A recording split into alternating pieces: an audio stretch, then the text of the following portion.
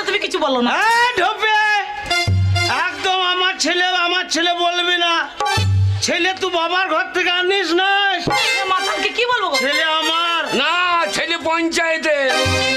হ্যাঁ ছেলে তোমারই। মায়ের পেট থেকে সরকার ইঞ্জেকশন দিচ্ছে, তাহলে মাল পঞ্চায়েতের লয়। তুমি চুপ করে দাঁড়াও। দরজা খোল।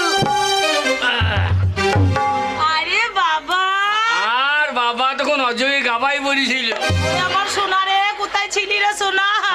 আরে আমি বাইরে দাঁড়িয়ে আছি, তোরা ঘরে ঘরে খাজুরি গুড় করছিলি নাকি? খাজিরে গুড়? হ্যাঁ,